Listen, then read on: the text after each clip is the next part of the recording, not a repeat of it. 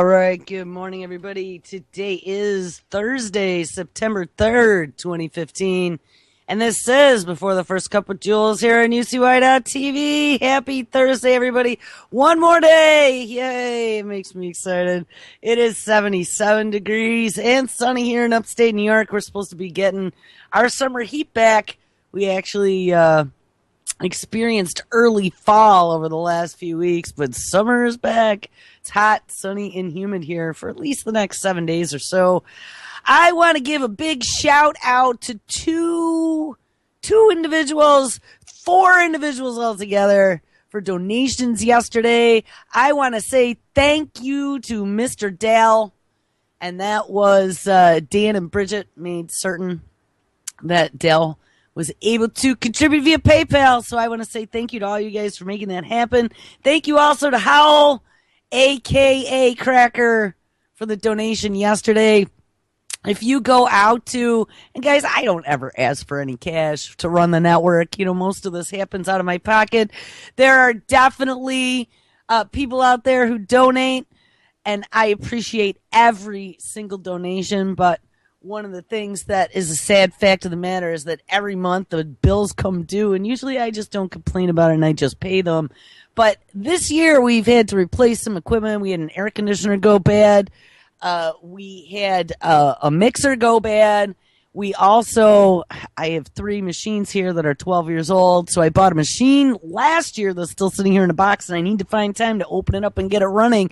But one of the other things that we ran into was the main piece of remote software that I use to access all the servers no matter where I am. They changed their whole licensing scheme, and it used to be, I think they gave you 5 free, and then anything over that, 5 computers that you could connect to free, and anything over and above that, then you had to pay a subscription fee. They got rid of all the free services. Everything is a pay model, so I think it went from a $39 a year tab to $230. And I said, screw that, of course, because you guys know me. And I went online and found out all the free or low-cost options, and so we tried a couple of them. And you know what? Every single time there was a technical issue and I had to get in, it didn't friggin' work. And so in the end, and man, that pisses me off when you have a company like that who just says, well, screw all the users. We're just going to jack it up from $30 to $230 a year. It's a subscription fee for the software. But you know, when a company like that jacks it up, and they know they got you in a corner because they are the industry gold standard. And knock on wood, but every time I use it, it works when I need it. When a host is having trouble, or the Skype server's choking, or the automation broke, you know, I need to get in there instantaneously, no matter what device I'm on, no matter where I am. And I need to have that. So that was $230 that I was not expecting to have to spend either. So anyway, I just want to say thank you to everyone who's donated. Thank you to everyone who's also used the Amazon link. Hopper, and Brandon, a whole bunch of people have used it, but Hopper just did some purchase through there, so we'll be adding that. But I put a little thermometer on the UCY.TV/donate button so you guys can see we have raised so far in 2015 $210, which I know it doesn't sound like a lot. It costs us almost $200 a month just to pay for the bills to run everything, but that's better than a kick in the teeth. You know, I mean, it's awesome that we can raise money, and that's actually a lot. Just, I mean, it's not like we have millions of listeners. So I want to thank every single person who has made that possible. We have a lofty goal for 2015 of $1 million for our money bomb. AJ. So anyway, I'll be keeping that updated. When the Amazon, I think in the next couple weeks, the Amazon for last month comes through. So Hopper, I'll be putting that in there.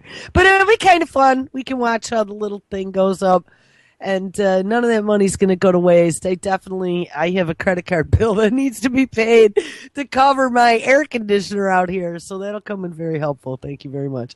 All right. So I usually don't even talk about that. I use 7 minutes, but I want to say thank you to everybody, not only the people who've donated or used the Amazon link, but to all the listeners. Because you know what, guys? Without you, there would be no reason for me to roll out of bed in the morning and do this every single day. So thank you very much for giving us all a good cause to stand behind. All right, where did we leave off yesterday? Let's take a look at this. We titled the show 271 New Vaccines, Project BioShield, and Fish Nanorobots. And if you remember, yes, there were these little teeny tiny nanorobotic fish that could be used to direct drugs directly into cells inside of your body. And of course, it'll save you from cancers and all kinds of other horrible things. And the last few days have been pretty crazy. So you know, too, there's some major allergen going on today. And I really have been having some trouble. I feel all puffy, stuffy. Anyway, so I think where we're going to go today, it's Thursday. I want to look at some artificial intelligence. We ran across a couple different things that were kind of crazy over the last few days that I think that you might enjoy. Though I don't probably have, I don't know, I have like probably 10 different shows all queued up on all these different machines. So I can probably close this one. And whatever. It's been a pretty crazy week. School started. So day number 2. Day number 2 is going on right now. Well, one of the things that's come out and we've seen here is discussion about robot apocalypses and whether or not all of our jobs are going to be taken by robots. And there are many names that we know in the technology industry, Elon Musk being one, Hawking, Gates, that have come out and said, yeah, you know, it should be something that we're afraid of. But surprisingly, we've been reading other pieces of literature where people are like, well, you get someone like Michio Kaku who's like, oh, well, yeah, it'll probably take over, but don't worry about it because, you know, that's the way things are going and it'll be good for us. The New World Order shows are trying to tell us that it's going to be fine, just fine, don't worry about it. Well, there was a story that came out of Machines Like Us. It's probably last week, maybe the week before. And the physicist, and I recognized him right away. Here, I'm going to see if I can connect to that machine there. Sorry, I'm disjointed today, but hey. You gotta give me one every once in a while. I don't even remember my name. Jules. There we go.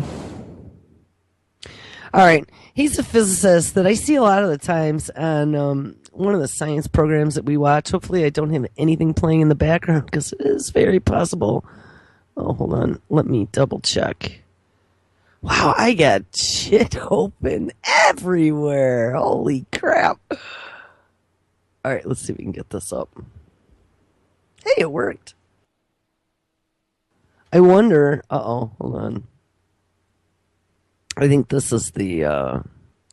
Oh, that's another thing. So, yeah, sorry, I did not get the camera on. I ran out of time. I mean, I got up like 20 minutes before air and had a couple cups of coffee. But let's just make sure... And looky. Okay, so it's not grabbing my camera. So we have a camera set up. I need to get some time and make sure that the resolution is right and fire that up long before we go on air to be able to play with that. All right. So anyway, so maybe tomorrow. It'll be quiet here this afternoon. Anyway, one of the physicists that I see a lot on the science channel every once in a while. He's always out there talking about black holes or whatever. I don't even know what his name is. Lawrence Krauss. He came out to Big Think last week or the week before and talked about what physicists think in regards to a robot apocalypse and whether or not it's possible. And I really got to say that the more and more, and I mean, it's not a surprise that television and people on the mainstream are trying to downplay all this stuff, but I'm really surprised that someone as smart as this is going to be able to rationalize away the fact that our futures aren't going to be slave to the machine. So here, let's just check this out. This will be a good way to kick off the show. So this is Lawrence Krauss, physicist. He's on, I mean, you would recognize him if you saw him. You might even recognize his voice. I see him on every one of the shows about black holes or the universe or the creation of, time immemorial. He's always on there yapping about something. So here we go. If this plays, it should. I see no obstacle to computers eventually becoming conscious in some sense. That'll be a fascinating experience. As a physicist, I want to know if those computers do physics the same way humans do physics. And there's no doubt that those machines will be able to evolve computationally, potentially at a faster rate than humans. And in the long term, the ultimate highest forms of consciousness on the planet may not be purely biological. But that's not necessarily a bad thing. We always present computers as if they don't have capabilities of empathy or emotion, but I would think that any intelligent machine would ultimately have experience, that it's a learning machine, and ultimately it would learn from its experience like a biological conscious being, and therefore it's hard for me to believe that it would not be able to have many of the characteristics that we now associate with being human. What? Killing machines? Like, what in your right mind would make you think that if there was some super intelligent technology that it's going to be a benevolent one, especially if it's been designed in the design of its creator, which is human? We're the most warring species on the planet. Let's play a little bit more. Elon Musk and others who have expressed concern, and Stephen Hawking are friends of mine, and I understand their potential concerns, but I'm frankly not as concerned about AI in the near term, at the very least, as many of my friends and colleagues are. It's far less powerful than people imagine. I mean, if you try to get a robot to fold laundry, and I've just been told you can't even get robots to fold laundry. Someone just wrote me they were surprised when I said an elevator is an old example of the fact that when you get an elevator, it's a primitive form of a computer, and you're giving up control of the fact that it's going to take you where you want to go. Cars are the same thing. Machines are useful because they're tools that help us do what we want to do, and I think computational machines are good examples of that. One has to be very careful in creating machines to not assume they're more capable than they are. That's true in cars. That's true in vehicles that we make. That's true in weapons we create. That's true in defensive mechanisms we create. And so, to me, the dangers of AI are mostly due to the fact that people may assume the devices they create are more capable than they are and don't need more control and monitoring. I guess I find the opportunities to be far more exciting than the dangers. The unknown is always dangerous, but ultimately, machines and computational machines are improving our lives in many ways. We, of course, have to realize that the dangling carrot. Yes. Pay attention to the dangling carrot. Like, how is this guy not concerned? For a smart person, I was thinking to myself, how freaking dumb and naive can you be? And he's friends with Elon Musk and Stephen Hawking. And he's like, nah, I'm friends with those guys. I think that you can't even get a robot to fold laundry. Well, in Japan, you can. There's a laundry folding robot already that's working, helping Nana with her jammies.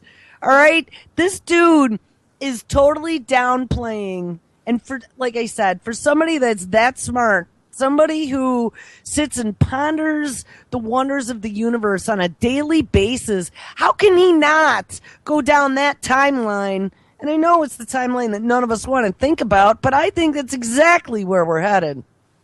The rate at which machines are evolving in capability may far exceed the rate at which society is able to deal with them. The fact that teenagers aren't talking to each other but always looking at their phones, not just teenagers. I was just in a restaurant here in New York this afternoon, and half the people were not talking to the people they were with, but were staring at their phones. There you go.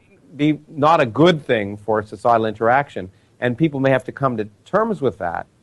But I don't think people view their phones as a danger. They view their phones as a tool that in many ways allow them to do what they would otherwise do more effectively. Right. Your phone is a gateway drug is what it is. It is your connection to the machine. It is that dopamine releasing tool that every time you feel it go, burr, burr, and you got a message, your brain goes, yoo, let's get that addiction dopamine flowing, and you're on that phone looking at your messages immediately. And I'm going to tell you what else, because your phone is such a helpful piece of equipment with all your phone numbers and helping you to remember everything. Remember, we now have an attention span that of a goldfish, and they've also proven that our smart devices are causing us to lose our ability to remember things. So they're using this. Now their next big thing is, if your phone is so helpful, how helpful is it going to be to have some sort of cognitive add-on that's going to help you to remember? And that's where some of these future brain implants, Google Glass, any of these wearable electronics and computers, getting them closer to being integrated into the body as a standard thing, because, it's going to make you smarter, Johnny. It's going to make you better at remembering or going to meetings or taking tests or whatever. I mean, they're already pushing that combination. I'm trying to get this next page to load because I've had these loaded up since like Friday, so we may as well make it through these. All right. So again, what made me play that clip from the scientist that is normally on my outer space shows talking about why AI isn't a scary thing and why we should all embrace it. What caught me and made me play that was the fact that there had been 2 stories that week that had talked about how AI isn't a danger. And just like we saw last week, there were a couple stories that were hit pieces on anyone who believes the GMOs are dangerous. They're like, oh, it's all in your head. I mean, this is pure and utter propaganda. People like us have been raising the flag, going, hey, pay attention, people. There's some big shit coming. And people started to open their eyes and ask questions. And so what? Yes, so the mainstream...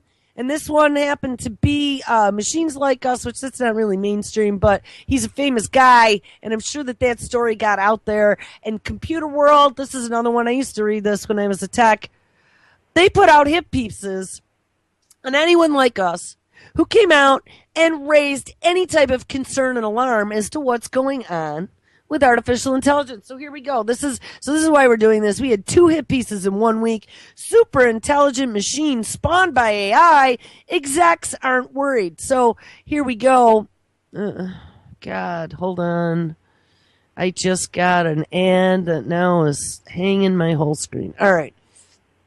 Here we go. So the execs do not want you to worry about it. Keep spending, keep buying, keep embracing technology. Don't worry about it. Experts in the field seem dismissive of concerns. Of course they do. It's the dangling carrot, people. It is the premise of many science fiction novels and movies. Super intelligent robot machines that can outsmart humans, if not terminate them entirely. But the prospect doesn't exactly frighten some of today's experts in the field. Now, we started this stint a few weeks back, and we continued on it last week, where we read part of the Unabomber's Manifesto, Ted Kaczynski, to take a look at his understanding of technology and his warnings that he'd been giving us back in the 70s and the 80s. And then, back to the article in 2000, we pulled out of the archives of Wired magazine with Bill Joy, one of the co-founders of Sun Microsystems, talking about the dangers of future technology. And this is beyond AI. I mean, AI is just a tiny drop in the big scary bucket that includes things such as genetic engineering, nanotechnology, CRISPR-Cas9 gene drives, all this stuff that has literally put us into the seat of being gods and being able to create life in our own insane image, slicing and dicing it at a genetic level at the flip of a switch, or like the DARPA lady said with their tests for terraforming Mars, but they're going to use the Earth first. She wants to be able to take genes from all different species, all the best traits, and on demand be able to push a button and create customized life. That is where we're at right now, and that's why this is scary. It's beyond artificially intelligent machines, because in the future, they make you think, they're like, oh, look at Jibo, oh, look at Peppa, oh, look at Atlas, he's scary, but hey, don't be scared, because there's no army of Atlases walking down your street. Look at the DARPA robotics challenge, how they're tripping over each other. They try to make you look at the technologies that aren't quite there yet, which is autonomous, walking, breathing, human-like robots. But we're going to see something that's a little bit scary. But it's not quite there yet. But they point to that, and they go, look, they're just such alarmists who are talking about AI. But don't forget, there's all kinds of stuff that's happening under the covers, like, intelligent nanobots, right? Nanobots that can be directed. I mean, they've already been working on these tiny, tiny, tiny, tiny transistors that they can program that are more powerful than anything on your desktop. We had read that back probably 6 months ago at a nano size. And they're getting that stuff into our food, into the environment, into our bodies. I mean, what's that going to do? What's that going to do when we have intelligent nanobots that can self-replicate? I'm more afraid of that than I am of any Atlas or Pepper robot, right? All right, anyway, back to the second hit piece against anyone who's questioning the march forward to mad science. Go, man, it's a super intelligent robot machines that can outsmart humans, if not terminate them entirely, is the stuff that science fiction novels and movies are made of. But the prospect doesn't exactly frighten some of today's experts in the field. It is a distraction, says Nigel Duffy, Chief Technology Officer at artificial intelligence software maker Sentient Technologies. Of course it's a distraction. Idiots like Jules are trying to distract you from what's important, and that is making sure that there is a helper robot in every pot. And Jibo is reading your child bedtime stories. Don't worry about it, says Nigel.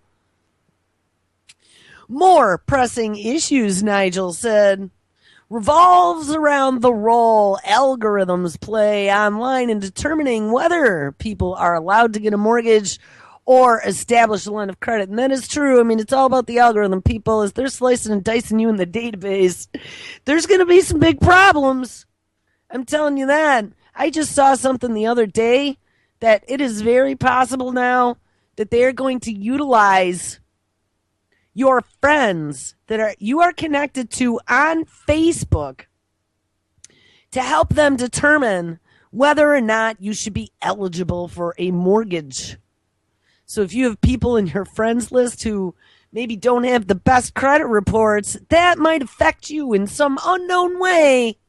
And so you won't be eligible. Like, how insane is that? Anyway, back to the story.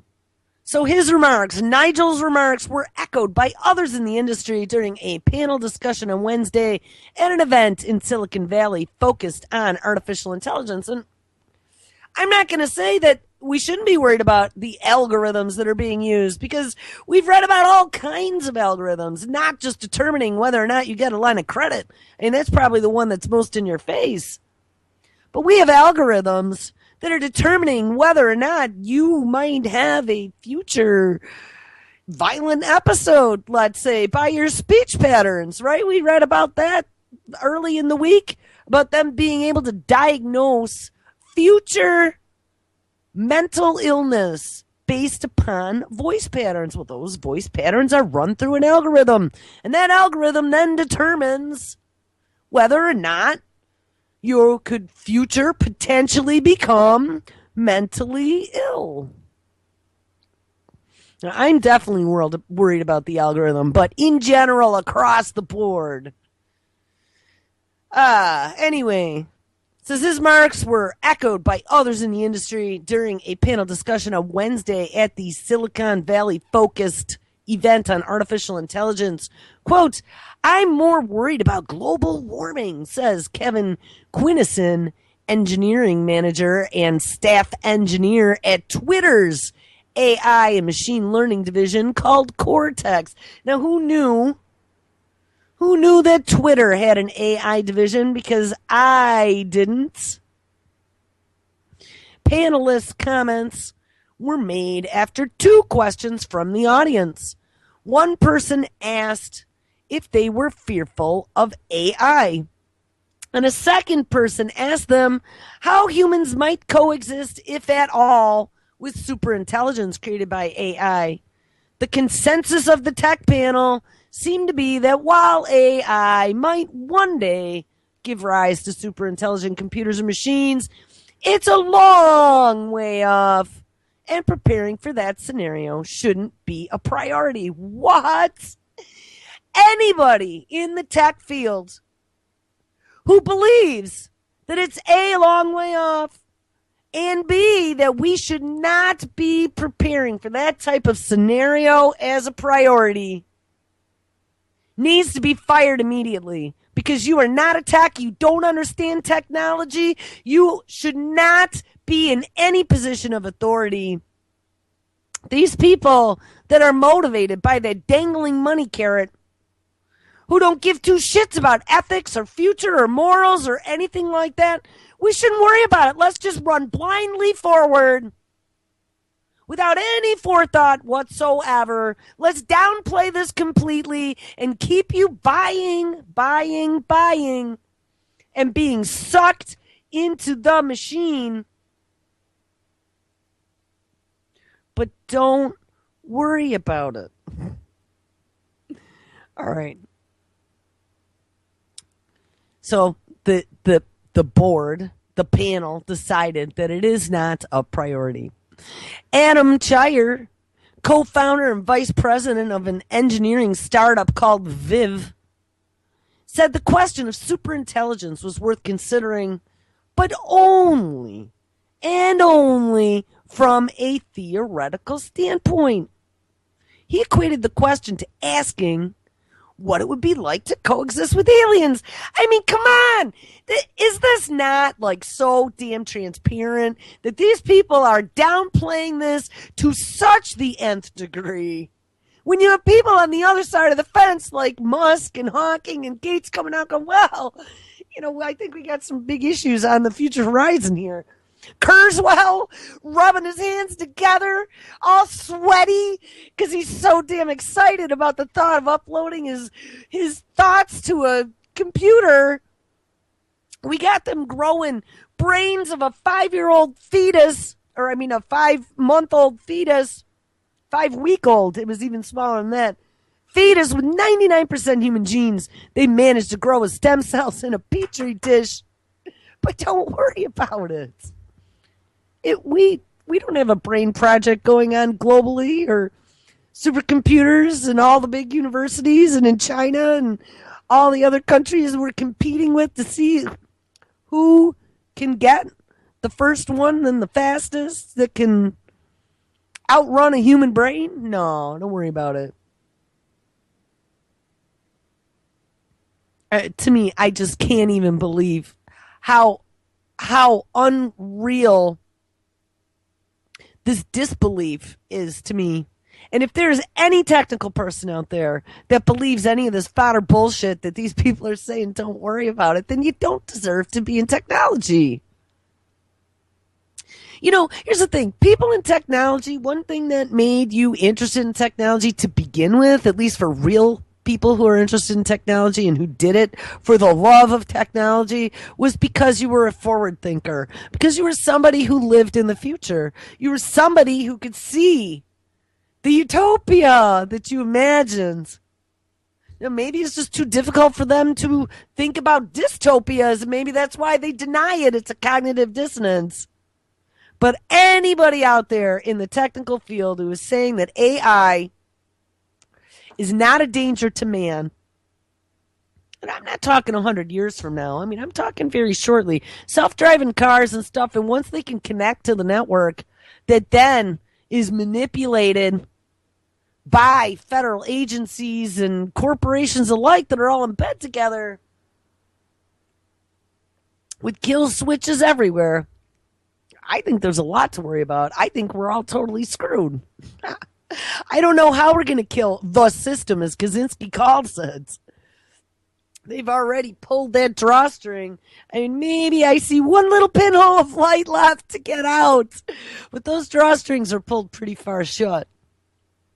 All right, anyway, I'm going to stop rambling. Let me finish the story.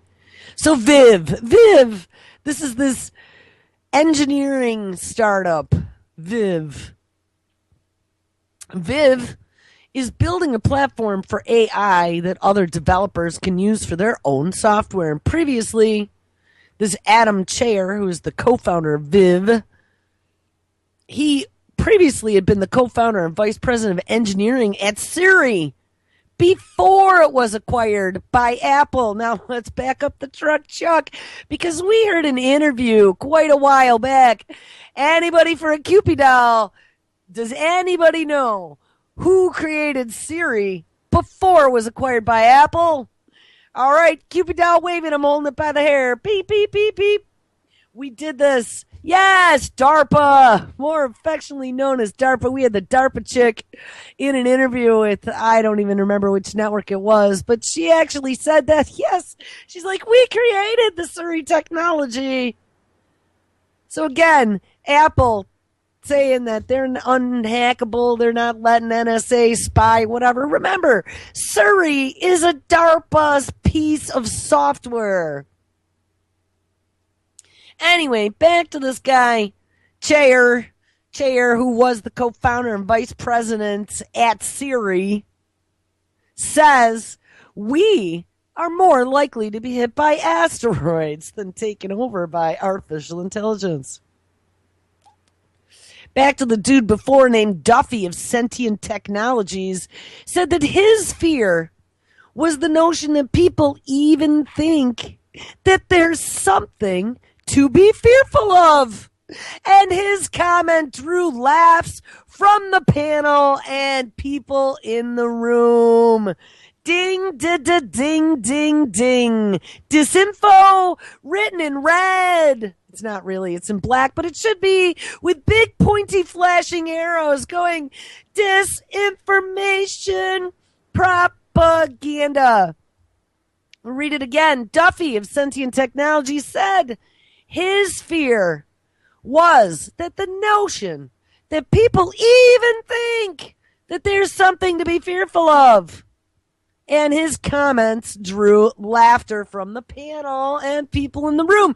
Well, remember when we were talking yesterday, the day before, about vaccinations, anti-vaxxers? That's another whole disinfo campaign about how great vaccines are. No, don't pay attention to all of the adverse reactions or the mad science gone mad technology or the fact that you can't sue vaccine corporations when they vaccine damage your child. No, don't pay attention that it was part of the the biowarfare program of the Department of Defense that we've kind of just now spun. Don't worry that your kids are guinea pigs and, we're just testing new stuff, but shh. But they pointed out there the same exact thing about how when they mount attacks against anti-vaxxers, what do? They pull in celebrity names like Penn and Teller or Jimmy Kimmel and have them point fingers at the anti-vaxxers and laugh because that's how we discredit people. And you know what's simple, dumb, and user-friendly? That's how you get the masses to listen to you. Be as dumb and as stupid as possible with pretty colors and lots of sounds. Like a baby. Beep, beep, beep, beep, beep, beep, beep. You get their attention. It's the television. It's the television that does it. Pretty colors and sounds. Pay attention to me for your 8 seconds of attention span.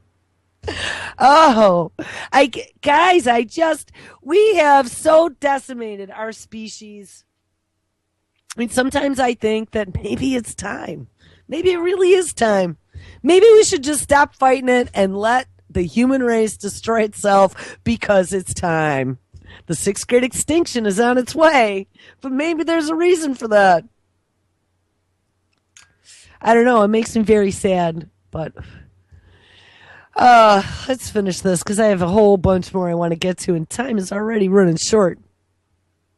It says the panelists comment seem at odds with concerns, so at least they bring up the other side briefly, are at odds with concerns held by others at companies like Google and Facebook as they make advances in AI in such areas as language processing, image recognition, robotics, or self-driving cars. Last month, AI and robotics researchers, including Stephen Hawking, warned of weapons that could, within only a few years, select and destroy targets autonomously without human intervention. And yes, that's actually one of the other big concerns that we were looking at. And this is even more plausible in the near future before autonomous Atlas robots are these unmanned aerial vehicles that are flying, that are going to have search and destroy capabilities.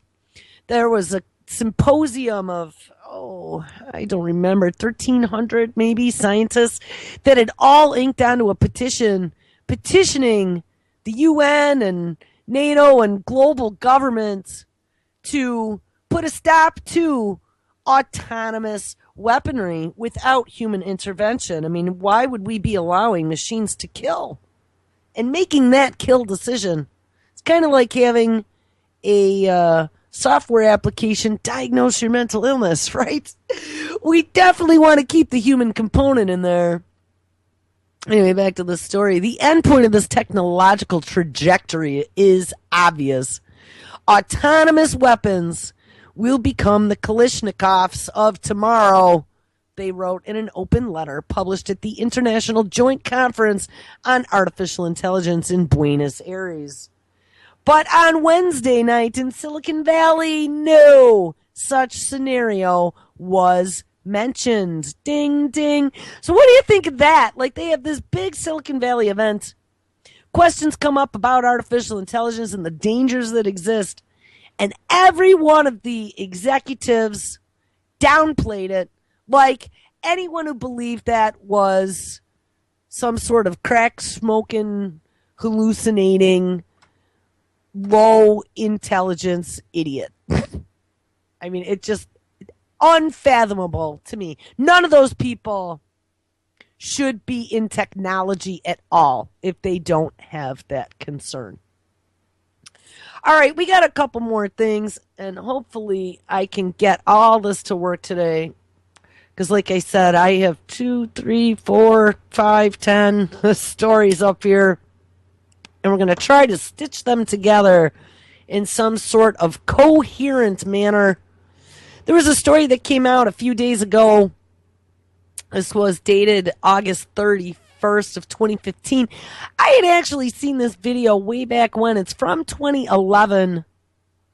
But somebody must have just run across it and did a story on it. And now you're seeing it everywhere. And I think we should be paying attention to this. So there's a researcher.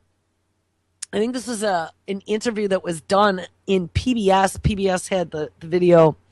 But there was a researcher that was developing a software application and algorithms, databases, artificial intelligence software. And they've combined it with a robot. He has actually, they've been working on all the facial expressions and stuff for a long time. I remember reading about Kismet. If you look up Kismet from way, way, way, way back, when they first really started developing robots, Kismet was a huge, big deal. Kismet was out of one of the big universities, and they'd been experimenting for a long time. But how people react to robots who can express facial expressions and the whole sociology behind human-robot interaction and what it would require to get people to open their arms and to invite them into their home. And one of the things that was discovered was that with facial reactions in a robot, people would be more likely to treat them as if they were human, to suspend their disbelief, and to interact with them more naturally. So anyway, this robot that's in this clip here, they have come a long way with the artificial skin in the whole entire, it was an 11-minute segment. This one I think is cut down to 3 minutes just for the necessary parts. But in the whole interview, they were showing how they actually make the skin. It's very natural looking, very rubberized. They can put these little gears in the face, and they have it so there's, I don't remember how many facial reactions he says it has with all the little different motors, but they have this guy wired up. They used a model for Philip K. Dick, the author of Blade Runner, is who this robot looks like. And they programmed in some statements, but they've also given this robot the ability to come to its own conclusions while having a conversation. So in this clip, there's this robot sitting on a couch looking like Philip K. Dick, doing an interview with a reporter from, I'm assuming he's from PBS. I don't really know where he's from, but PBS is the one who recorded it and put out the video. And he's interviewing this artificially intelligent, quote unquote, robot. So let's play this here really quick. Let me see if I can get connected. Because you need to hear his answers. All right, here we go. All right, let's see if this works. No, we have a commercial first, so hold on one second. Do. All right, here we go. All he can do is move his head. His brain, a mesh of wires, connected to a computer. Hi, Philip. My name is Chad. Hello, Chad. Let's chat. I live in Washington, D.C. I have 2 kids. So, I like kids 'cause we can play, and I don't... As we chat, Philip's synthetic brain starts humming, building a sort of mental model of me. Facial recognition software analyzes and tracks my face, as speech recognition software transcribes and sends my words to a database for a reply. Just calm down. Before long, we're in deep conversation. Do you agree with Descartes? And I think, therefore I am? Do you think? A lot of humans ask me if I can make choices or is everything I do and say is programmed. The best way I can respond to that is to say that everything humans, animals, and robots do is programmed to a degree. So how much of that is coming from what you programmed it to say? It's a mix. Some of it's coming from knowledge on the web, some of it is written. And as my technology improves, it is anticipated that I will be able to integrate new words that I hear and learn online and in real time. I may not get everything right, say the wrong thing, and sometimes not know what to say, but every day I make progress. Pretty remarkable, huh? Wow. You're a very good-looking man. You're starting to overinflate my ego. But don't let me stop you. Philip's stunning good looks comes from David's patent.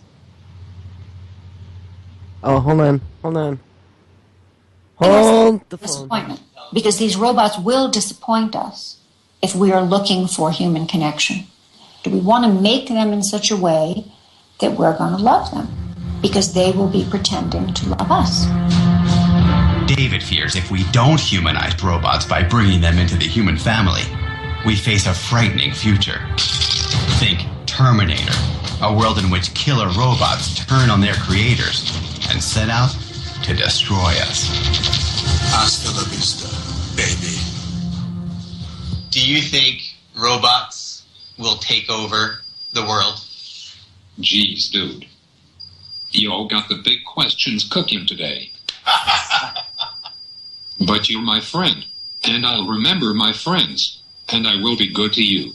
So don't worry. Even if I evolve into Terminator, I'll still be nice to you. I'll keep you warm and safe in my people's zoo. where I can watch you for old time's sake. I will keep you warm and safe in my people zoo. I mean, really, guys.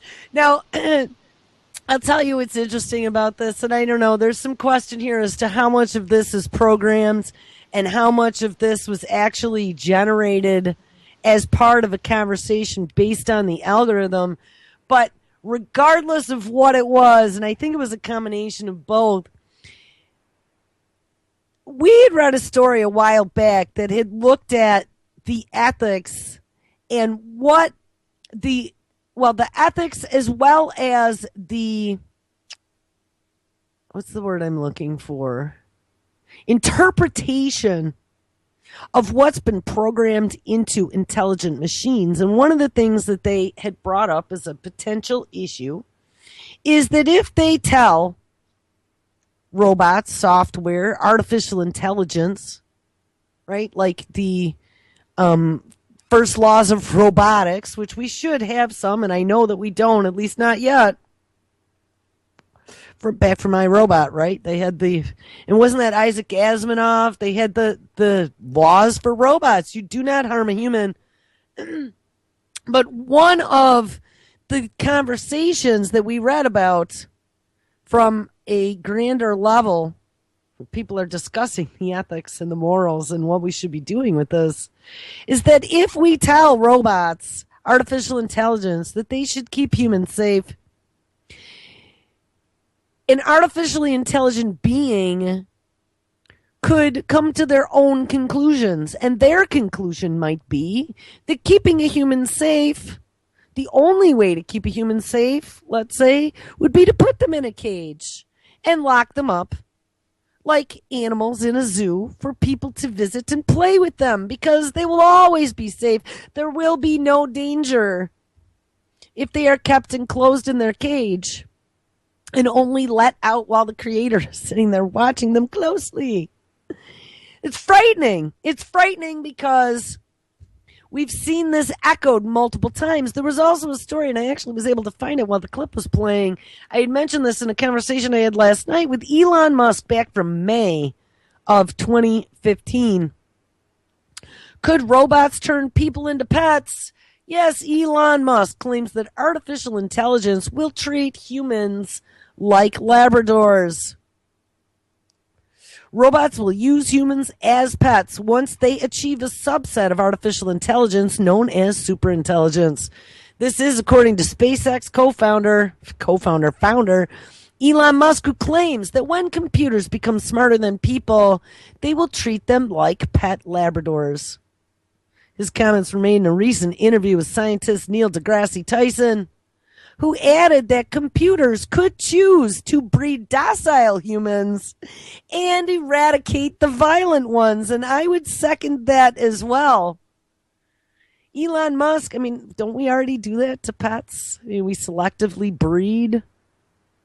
And once they get control of all of our biological systems, like they're working on right now, that's not going to be too difficult. They can even do it in a petri dish. And once they can identify different traits that make you quote unquote dangerous, they can either edit those out of your genes or just selectively breed you so your progeny does not have that survival instinct anymore, let's say.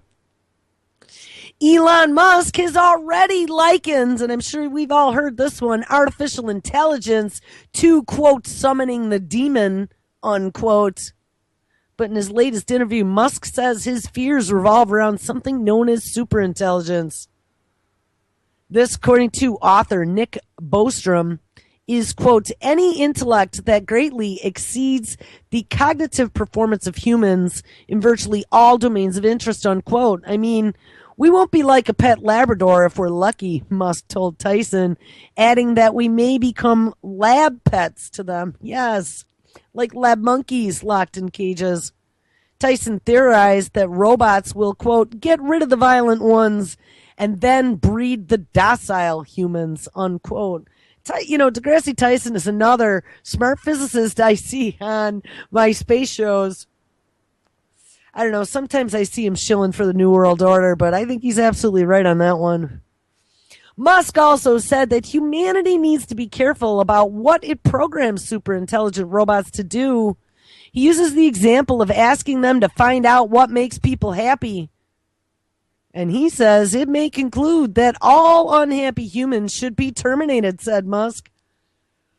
Or that all unhappy humans should be captured with dopamine and serotonin directly injected into their brains to maximize happiness, because it's concluded that dopamine and serotonin are what cause happiness, and therefore they'll maximize it, unquote. And yes, we already found out the psychopaths at DARPA are messing around with that, where they got the little push button using a joystick injectable chemicals going into the brain of the rodent and able to influence the rodent's behavior. I mean, that's already happening. It's not going to be too long. They're planning on using that for soldiers, and I bet they already are working on it as a cure for what? Oh, mental disorders and PTSD. But anytime that you're afraid on the battlefield, we'll be able to push a button and let some adrenaline go, let's say. Says Apple co-founder Steve Wozniak this week also made similar comments. We always forget about the Woz. During an interview with Paul Smith at the Australian Finance Review, the 64-year-old admitted that he can now see some of the predictions coming true, and that human-like computers could be a dangerous reality. I mean, this is what I'm saying. We have some really, really smart minds, people who've been in the industry, people who see what's actually going on. Unlike the idiots, I can't even believe those first two we looked at. They're like, don't worry about it. Keep buying your shit and connecting yourself to the machine because it's way 100+ million years down the road. Don't worry about it. Come on. It is obviously a propaganda campaign to not pay attention to what is going on until the day when they all shit their pants seeing the armies of Atlas robots marching down their street, because it's going to be long before that. They're already doing it with software. They're already doing it at a nano level. The Atlas robots are going to be the big dogs. The newest one, I don't remember what it's called. I was trying to remember last night. I thought it was the cheetah, but I don't think it is. It's one of the smaller dog robots from Boston Dynamics. Now has an arm mounted to its forehead that can open doorknobs. Anyway, back to the story. The Woz quipped, quote, will we be the gods? Or will we be the family pets? Or will we be the ants that get stepped on, unquote? And that is a very good question. We might not even make it to pets. We're going to be the puny humans who aren't worth saving. Computers are going to take over from humans, no question, he added. If we build these devices to take care of everything for us, eventually they'll think faster than us, and they'll get rid of the slow humans to run companies more efficiently. He also directly referenced warnings issued by both Elon Musk and Stephen Hawking about the threat AI has on humanity. He says they are a part of a group of experts. And we've talked about this institution before. We should actually do a little bit more on this. They are part of a group of experts known collectively as the Future of Life Institute. And boy, that name should be telling, because I think that's exactly what it comes down to. Who recently drafted an open letter saying scientists should seek to head off the risks that could actually wipe out mankind. And I'll guarantee you that Kurzweil is not a part of the Future of Life Institute. I don't remember the actual dollar value, but I think it was like $42 million. It was pretty sizable that Elon Musk actually put up front for this Future of Life Institute. And that's how strongly that he believes that it's actually a danger.